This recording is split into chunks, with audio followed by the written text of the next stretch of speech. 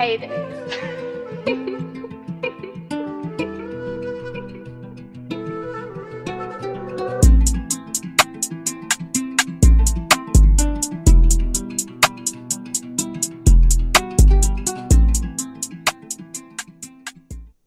Welcome to the gunning truth. It's that time again. Arsenal are back, and unfortunately, over this international period, where there was one or two niggling injuries, the Arsenal ladies got knocked out of the Champions League in the first group stage. Quite embarrassing, and quite a big deal for the Arsenal women and their plans. A very, very strong squad. Unfortunately, the FIFA scheduling alongside UEFA, with the Women's World Cup just recently being completed, women in football getting loads of injuries, muscle injuries because of the amount of football that's being played. There's periods of time where they are playing loads of games and then they're off for quite some time because there's obviously only a certain amount of teams in these competitions. They're playing a lot of competitions, a lot of international breaks as well, more than the men. So all those factors leading up to the performance that Arsenal had in their final stage 1 qualifier, which I will get into, but it's extremely embarrassing for Arsenal to lose out on Champions League football so early in the early qualifying stages, but it is what it is. Unfortunately, later on in the season Arsenal will be much stronger, but unfortunately it's something that we have to come to get to grips with, as they like to call it. So it's the international break currently. Let's see if I can get that image on. Arsenal Internationals. There we go. So the Arsenal Internationals currently taking place. As you can see, loads of pictures of the English team. Tomiyasu that had a great time with Japan against Germany. Kai Havertz unfortunately playing up front and not looking good again. And the German national team manager, or head coach, Hansi Flick, that was so successful at Bayern Munich, he was let go of his duties. So quite a bit of a disappointing period of time for Kai Havertz, but that's neither here nor there. Kivio also looked good. Apparently had 2 good games at left back. I think the first game he played left centre back, and the second game we had a goal disallowed against Albania in a loss for Poland against Albania. That's normally you would expect Poland to beat Albania. But unfortunately, that was the case there. Declan Rice looked good in midfield, and Ketia wasn't even in the squad for the game against Ukraine in Poland, for that matter. But very nice to see him getting integrated into the English team.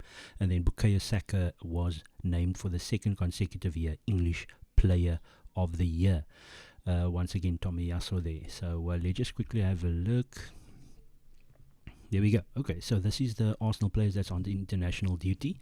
I don't have my book in front of me. I forgot to bring the book with but I'm going to see if I can memorize what they've done so far. So the top 4s are obviously English players. So England only played against Ukraine.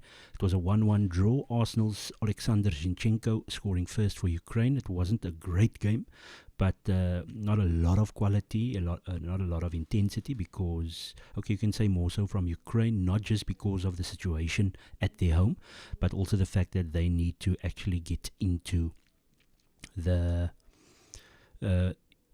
they're fighting for second, basically, because England is running away with the group. So a 1-1 draw after England won all their games. And then, so Nketiah didn't make the squad even. He's not injured. He just didn't make the squad. Bukayo Saka played on the right wing, had a very good game. Wasn't great, wasn't outstanding, but he did what he does well. Declan Rice was very good in midfield, and then Ramsdale on the bench. There's rumours that he will be playing tonight in England's friendly against Scotland, and maybe Nketiah will be on the bench for that one. Row number 2, you've got Gabriel Jesus, Gabriel Martinelli and Gabriel Magalhaes, all 3 of our Brazilians. Jesus came on in the second half very late. I think it was the 88th minute. Martinelli was an unused substitute, and Gabriel played 84 minutes. He actually came off injured with lots of tape around his thigh areas. So there was an incident where he was tackled quite heavily. I think they played Bolivia. Could be wrong. I think they played at home to Bolivia, and there was quite a big tackle early on in the game, and he just didn't seem to recover. But the good news is he's been in full training, and there doesn't seem to be any further issues. William Saliba came on in the second half for France. Who did they play now again? They played at home to the Republic of Ireland.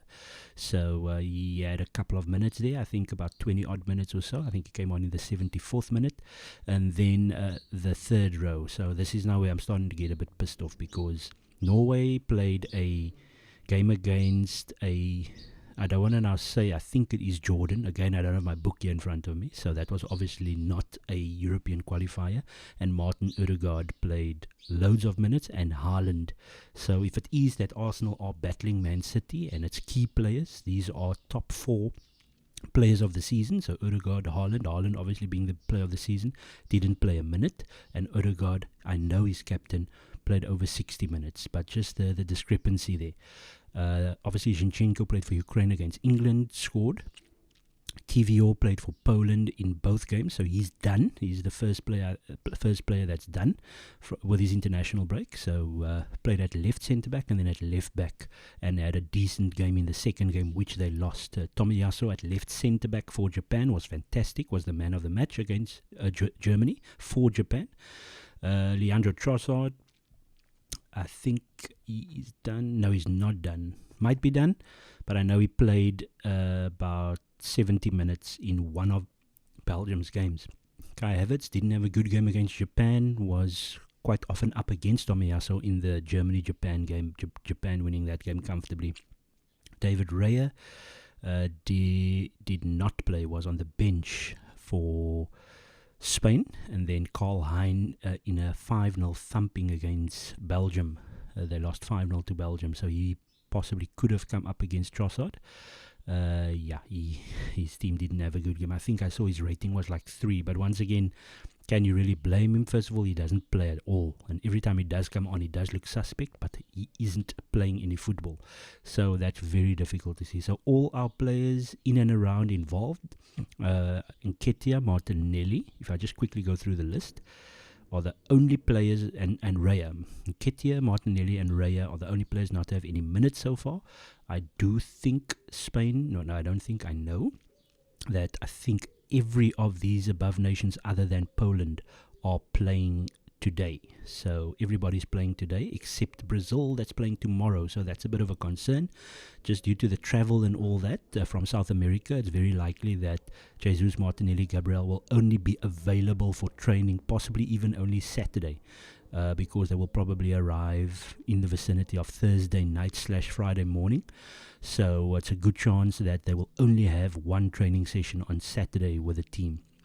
Obviously, they've been playing. The season is ongoing, and they've been training with Brazil. So I don't know how much more they need in preparation for Everton, but it's not ideal. Like I said, Kiwior is done. I'm not entirely sure if Hein is done, but according to what I can remember from my book that I make little notes in about our players on international duty, I think everybody bar Kiwior is playing today, and then obviously the Brazilians are playing tomorrow. So England-Scotland, quite a nice game. Kieran Tierney will be there for Scotland, obviously now a Real Sociedad player on loan. So it'll be very interesting to see if he comes up. Unlikely, because he tends to play left centre back. Well, maybe he does come up against Saka if Saka's on the right wing, if Saka plays, that is, because maybe for this one finally might be rested. I do know that Ramsdale is rumoured to be the starting goalkeeper, and they're playing in Scotland. I think they're playing in Scotland. I think they are. So I'm hopeful. I'm hopeful that Ramsdale gets to play and Nketiah gets some minutes, and that Rice and Saka are on the bench or not involved at all. So I'm hopeful for that. But it's been a decent international window. Again, we don't tend to have our players score loads of goals. At this moment in time, Zinchenko is the only one to score.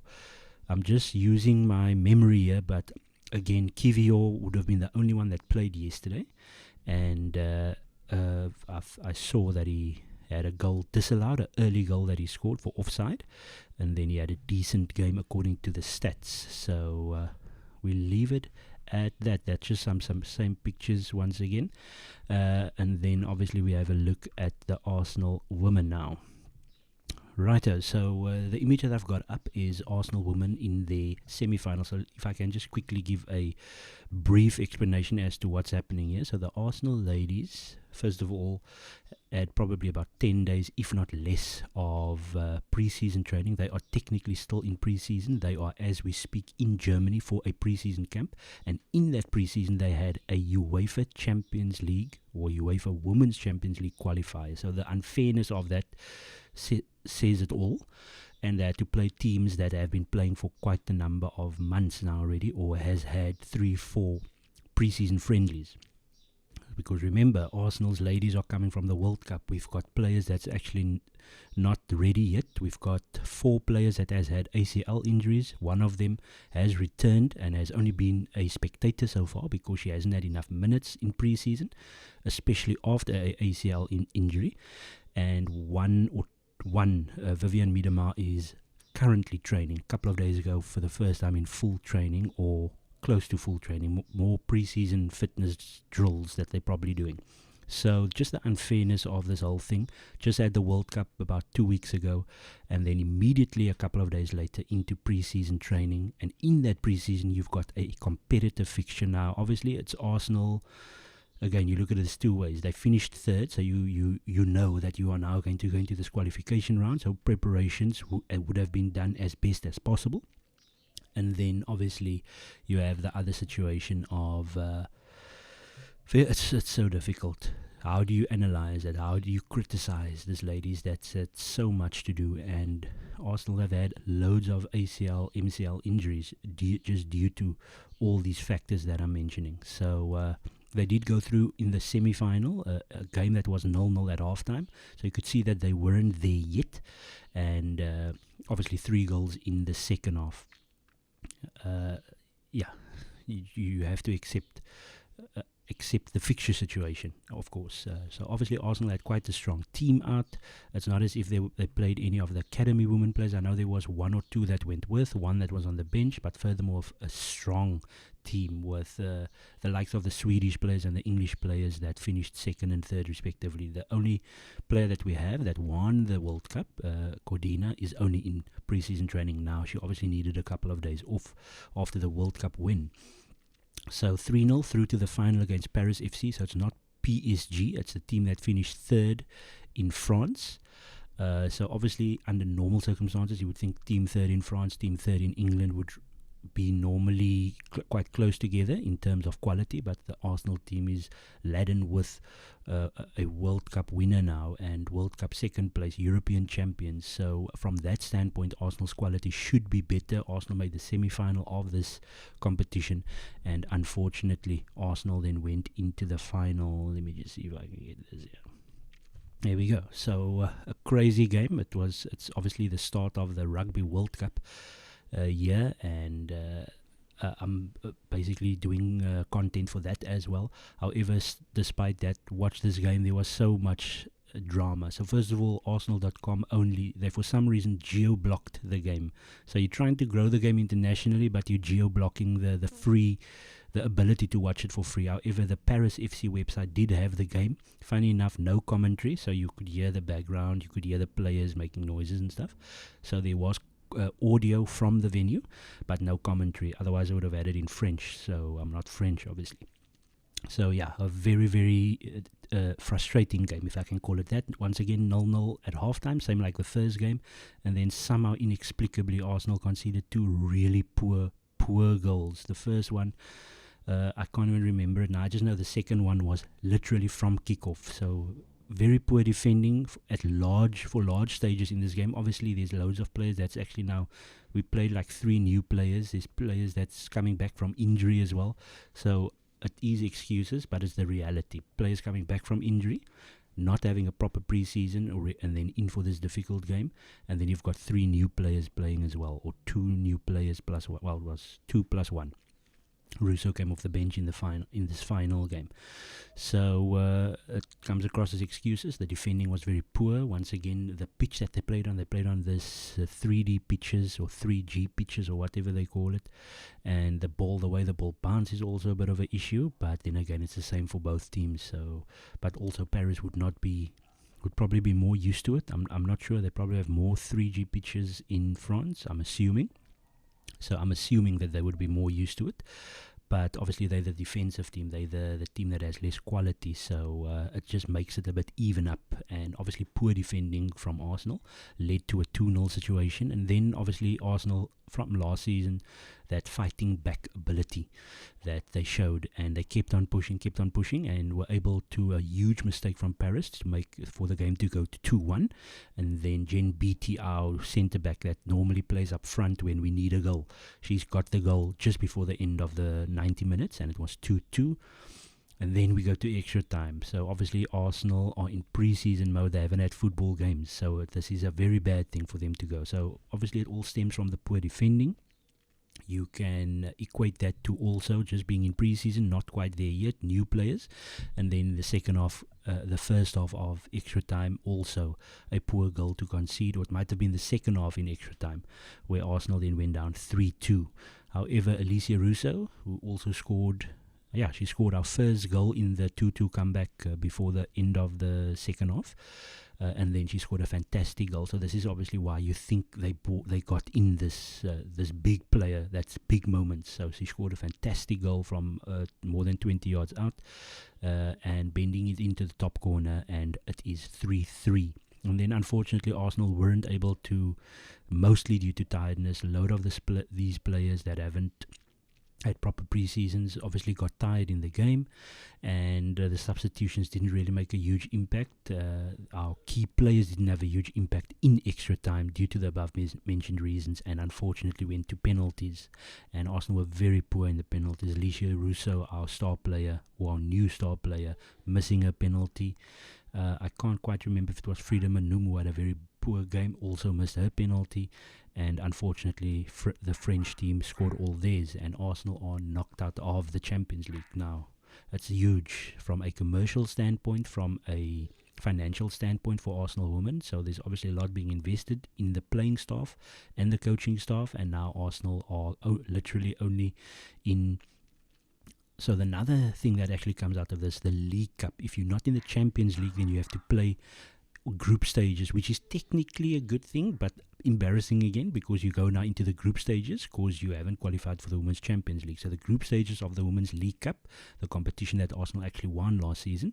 So it's the League Cup group stages against minnow teams on cold Tuesday, Wednesday evenings, but it's actually going to be good in the sense that the new players can be integrated. And then obviously only the WSL games, and then obviously the FA Cup in January. So very, very disappointing. No more sold out home Champions League games for the women. Obviously the men have a bit of a different situation.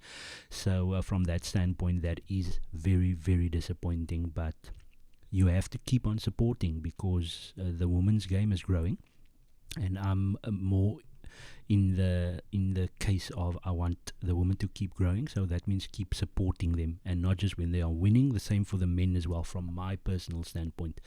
But unfortunately the Arsenal women out of the Women's Champions League. It's a huge deal, it's a huge embarrassment, and it's going to definitely affect the women's financial side of things, and unfortunately we have to always bring that up. But we move on to the Arsenal men that's returning this Sunday against Everton.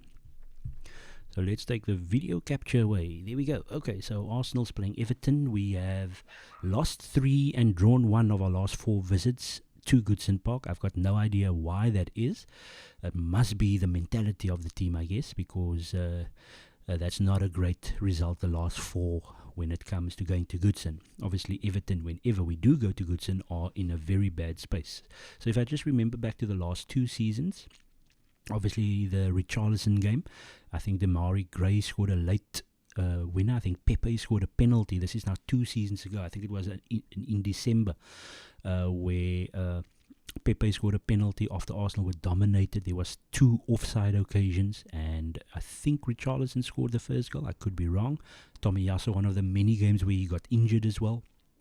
I think there was a very bad tackle on him in this game, which could have been a red card if I remember back. But Arsenal losing that one 2-1, and then last season a very poor 1-0 loss to Everton. It might have been 2-1, I can't remember now, but I know that we lost last season. I think it was 1-0 where we were very, very poor, and I think it was also after an international break. That was round about January, February. Well, international break should be March, I would assume. But I think it might have been round about there. Somewhere along the line, there was either a break after the January games, or there was something happened where we didn't play in a while, and then we played Everton and we were very poor. They also struggled to score goals, haven't scored goals in a number of games back then, and Arsenal were unable to get the job done. So now we take it to now. So let's look at Everton's form overall. So I'm assuming the 1.7 is the possibility of winning. I don't know what the 1.7 is. Is 1.7? Oh, is that that can't be the amount of points that they get, because they've drawn one. So that can't be points. I don't know what the 1.70 is. Is that the chance that they have of winning the game? Yeah, no, that's points per game that they're talking about. But it can't be, because their only win was a cup win. So I don't understand where 1.7 comes in. Okay, that's neither here nor there. But as we can see, before the cup game, Everton didn't actually score a goal. So 3 consecutive zeros for them in terms of points or goals in their first 3 games. Obviously, they lost to Fulham in the first game, a game where Everton actually dominated. I remember seeing highlights of it. Then they got thrashed by Aston Villa, and then they lost again a game where they had loads of chances. So their 2 home games, losing 1-0, but they did have chances. They just weren't able to put them away. So in terms of their home form, and then they had 2 very, very difficult performances, if I can call it that, but positive results. Scored 2 in their last 2 away games. Doncaster Rovers obviously is a poor lower division team. That was a Carabao Cup game where Beto, their new striker, scored a goal. He looked quite good. It's one of those physical, imposing players that we have problems with. Awoniyi in the Forest game, in the first game. Not so much in the Palace game, because they didn't have that physical striker. Edouard isn't that physical striker. When we played Fulham, they was more a combination of other things, not the physical striker that caused us problems in that game, more our own doing in the 2 goals that we conceded. And then Man United, when their physical striker came on, they looked a bit better in terms of now the physical striker. So we're going to have problems with this guy if they get the ball to him. And then they had a very poor draw. I thought it was a poor game, the 2-2 draw with Everton. Goalkeeper made a great save and also a mistake in that game. So Pickford, who's ahead of Ramsdale, this is also the England number 1 game that we need to take into account as well. But yeah, there we go. So that is the current form. Maybe I should just quickly go into Arsenal's form. Obviously, we started off with the draw against Manchester City, Community Shield. Fantastic for us to win on penalties at the end of the day. We kept ourselves in the game against Manchester City, did well for large parts, and then against Nottingham Forest, dominated the first half, and we looked very poor in the second half. Crystal Palace, after the yellow card, dominated the game, or up until the Tomiyasu sending off, dominated the game, and then obviously I had to I won't say struggle, because we defended really well, I felt, when we went down to 10 men, and a deserved victory over Palace. And then against Fulham, should have won the game, but we were very poor defensively. And then a fantastic 3-1 win against Man United that really at times could have gone either way, with an offside situation with Manchester United, but Arsenal were the better team on the day. So in my opinion, the Arsenal-Manchester City result is the only one that I felt is fair in terms of the performance and chances created, etc. I thought Arsenal were much better than 2-1 against Nottingham Forest. They were better than 1-0 only against Palace. They should have comfortably beaten Fulham, and I would probably say 2-1 is fair against Manchester United. We were the better team when it comes to that situation there. Let me do this video capture back on. Everton, Arsenal off, and then we have a look at the Everton lineup. So this is Everton's last game against Sheffield United. Jordan Pickford in goal. As you can see, the own goal there, it was really funny, but he did make a fantastic save in the game as well. I've never seen Nathan Patterson play, so that's the right back. Tarkowski we know, Jareth Brandthwaite we know, Ashley Young we know. They're going to get, we're going to need to really attack their defensive 5 there, if it is that is going to be similar. I know I saw a list of injuries that they have. It's quite a long injury list. James Garner, haven't seen much of him on the right. Arnoud Danjuma, very good attacking player. I think he's Dutch. And then obviously where we struggled last season was Onana and Gay and Decore. Those three gave us problems from a defensive standpoint, from a physical standpoint. So they did give us problems last season. That is where it's going to be very important. That's why we have Rice. Obviously Thomas Partey currently injured, so we're going to have Rice that side. I don't know if we're going to go Rice, Havertz, probably will, and Odegaard in the midfield three because of Havertz's presence. I don't know if you can say he's physical, but his presence alone, and then obviously Beto up front. So if they're going to play the similar team to this, obviously loads of opportunities for Arsenal, but the midfield is quite strong, and that is you have to take a look at last season where they ended up getting us. So from that standpoint, and then the game against Manchester United, and also my predicted lineup, I think I'm going for the same one. I think I'm going for the same one.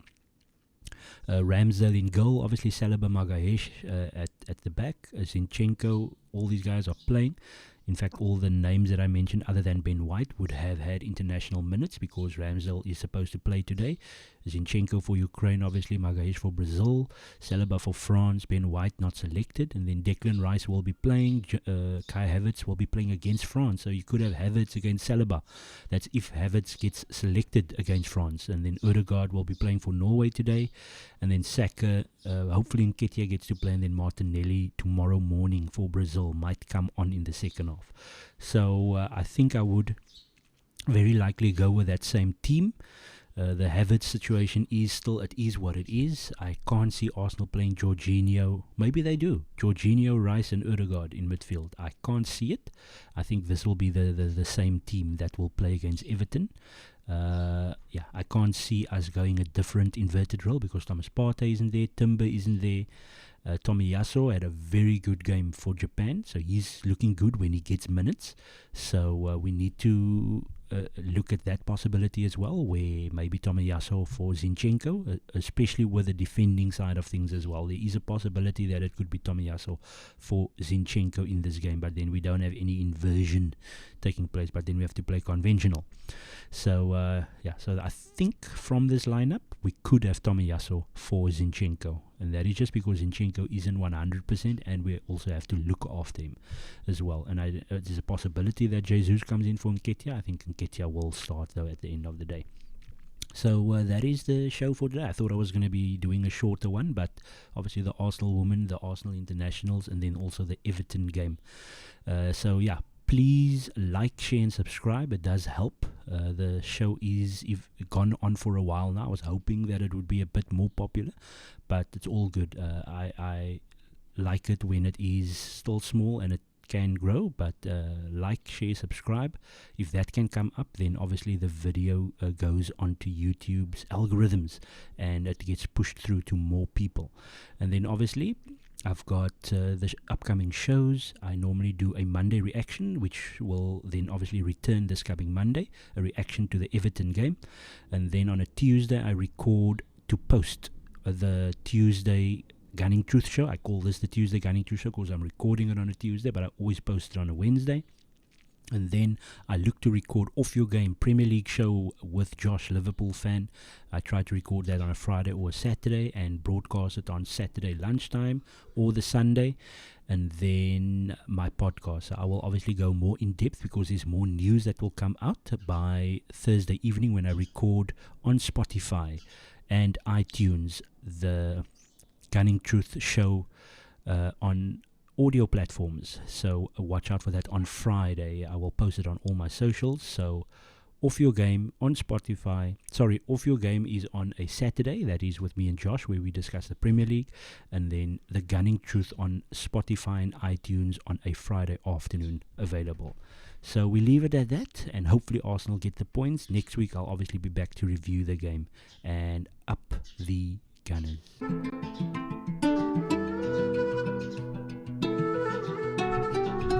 Cadence.